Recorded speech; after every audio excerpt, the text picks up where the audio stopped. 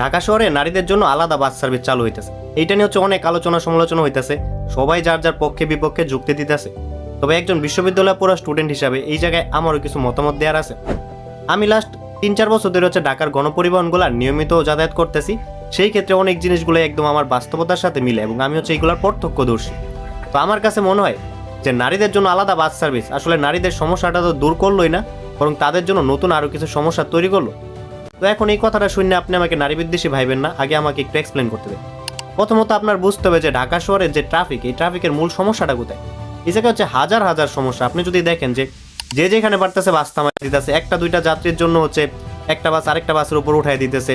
তারপর যখন যাত্রীরা বাস থেকে নামতেছে তখন বাসের গতি বেশি থাকে, যখন উঠতেছে হচ্ছে অনেক বেশি মানুষ উঠতেছে যে ধারণ ক্ষমতার বাইরে, একজনের ঘাড়ে আরেকজন চাইপা যাইতেছে, এরকম আরও অনেক সমস্যা। এইসব ক্ষেত্রে কিন্তু নারীরাও যখন বাসে যাতায়াত করে তাদেরকেও হ্যাসেলের সৃষ্টি হইতে হয়।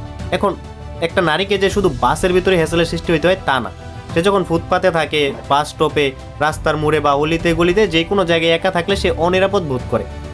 তাছাড়া যখন রাত্রের বেলাও সে কি অনিরাপদ বোধ করে। তাহলে সমস্যা কিন্তু অনেকগুলা ছিল। এই সমস্যাগুলা কিন্তু নিয়ে কোনো কাজ করা হইতেছে না, বরঞ্চ তাদের জন্য কি করা হলো, আলাদা বাস দেওয়া হলো।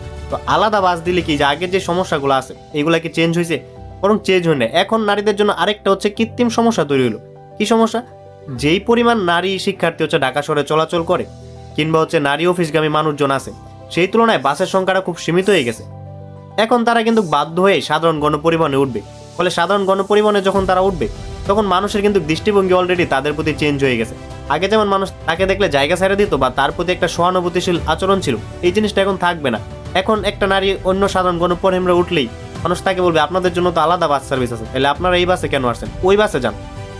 এরকম ধরনের সমস্যা তারা সৃষ্টি হবে।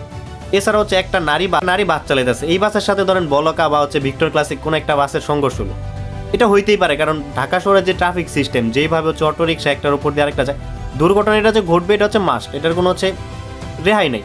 তো এখন যখন একটা সমস্যা হবে তখন আপনি চিন্তা করেন একটা পুরুষ ড্রাইভার বা হেল্পার ওই নারীর উপর কি ধরনের আচরণ করবে, তারা কত বাজে ল্যাঙ্গুয়েজ ইউজ করে। এটা আপনারা যারা হচ্ছে নিয়মিত গণপরিবহনে যাতায়াত করেন তারা হয়তো জানেন। তো দেখা গেল কি যে সমস্যা আসলে এইটা হচ্ছে মূলত একটা সমস্যাকে হচ্ছে পাশ কাটায় যাওয়া। সমস্যা কিন্তু অনেক ছিল। তো এখন সরকারের উচিত ছিল কি ওই সমস্যাগুলো দূর করা, যে ঢাকা শহরে যে সম্পূর্ণ ট্রাফিকটাকে একটা নিয়ন্ত্রণের মধ্যে নিয়ে আসা। কারণ যখন সম্পূর্ণ ট্রাফিক নিয়ন্ত্রণে থাকবে সেই ট্রাফিক ব্যবস্থা অবশ্যই নারীরাও নিরাপদে থাকবে। বরং তাদের জন্য যদি আপনি আলাদা বাস সার্ভিস নিয়েই আসেন তাহলে আপনি সমাজে কিসের সমতাকরণের কথা বলতেছেন? তাহলে তো সমাজে আসলে সমতাকরণ তৈরি হইতেছে না, বরং তাদেরকে হচ্ছে আপনি আবার তাদেরকে এখন পুরুষদের কাছ থেকে কি আলাদা করে দিলেন। যে এখন আপনি বুঝাতে চাইতেছেন যে তোমরা পুরুষ, তোমরা আলাদা, আমরা নারী, আমরা আলাদা। এই ক্ষেত্রে তো আমাদের সমাজে সমতাটা ফিরে আসবে না।